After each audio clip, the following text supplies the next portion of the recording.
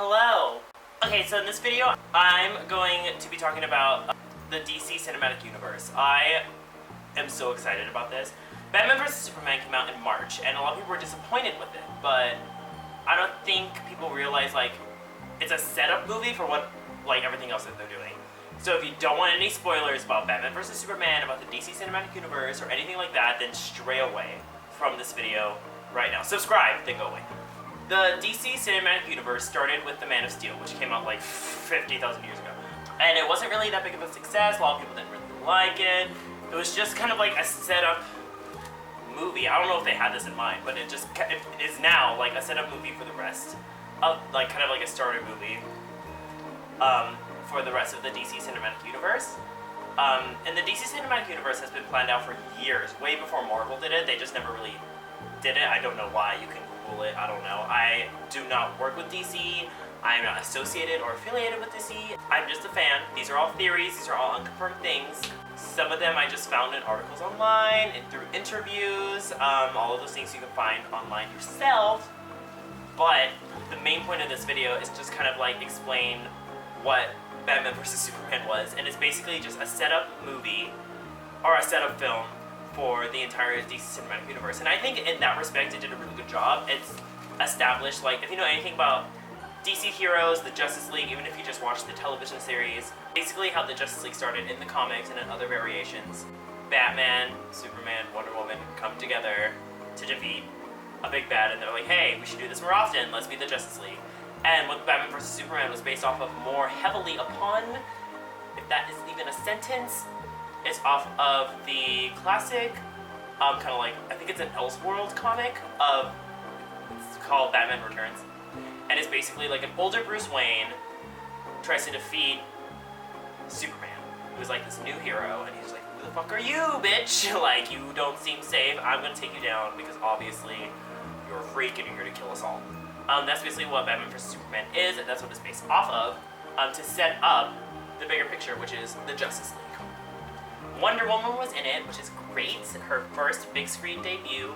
The only other live action Wonder Woman there really was that's like in kind of like the public mind is the Linda Carter one, which is a great one, but it's like so outdated. So this is kind of like the newer version of Wonder Woman. There is no invisible jet. There is like no invisible jet. It's kind of like her new kind of origin with the New 52, which is what the DC Cinematic Universe is based off of.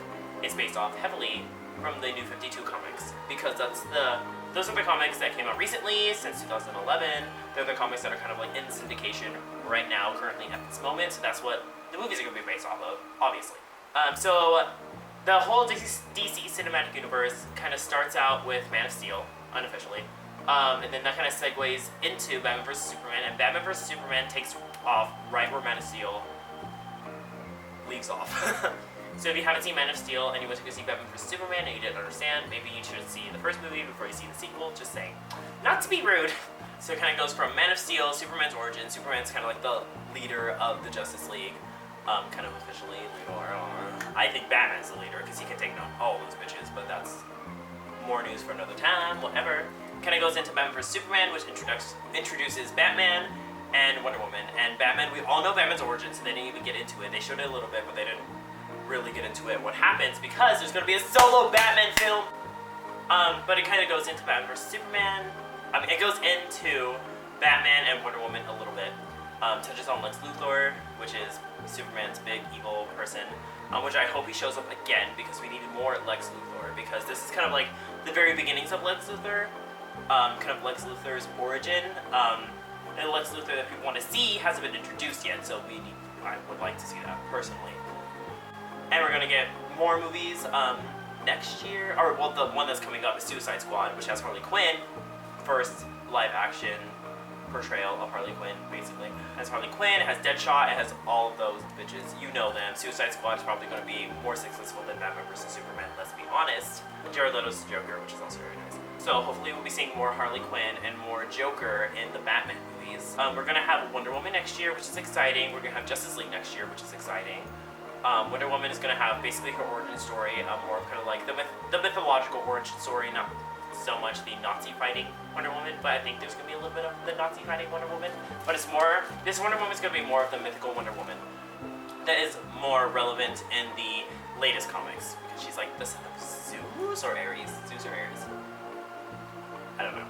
And then we're going to go into Justice League, and they're keeping a lot of things hush-hush about the details, but we're going to have Justice League, we're going to have Green Lantern, we're going to have Cyborg, we're going to have Shazam, which is everything. We're going to have The Flash, Aquaman, and Justice League Part 2, and we're going to have Batman films. And the things I'm most excited for are the Batman films. I mean, I'm excited for all of it, but I'm a Batman fan, Batgirl fan. I hope Batgirl are in these movies, like Barbara Gordon, just Oracle Batgirl, I don't even give a fuck. And I hope in these Batman films they introduce the Bat family, because that hasn't been introduced in any of the Batman films up to this point, any of the live action ones anyway, other than just Robin, just the Dick Grayson version of Robin. We had a little bit of a hint to Jason Todd, but people were saying that maybe the Joker is Robin, but I'm like, can we not? Can we not? Can we educate the public on the Robins and how great they are? Because a lot of people don't even know that there were multiple Robins, much less like girl Robins like Carrie Kelly and Stephanie Brown. And people don't even think about Batgirl or Batwoman. Hello, can we have Batwoman, please? I mean, there's a lot of things that I wish would happen but aren't gonna happen, obviously. But yeah, I just wanted to share my thoughts on all of this and kind of just, these are all theories, these are all just information I pulled from the internet, so how reliable is it really, honestly? But I just kind of wanted to put out a statement, I guess, that Batman vs. Superman isn't as bad as everybody thinks, because it's not supposed to be a standalone film. It is just kind of like a piece of the puzzle.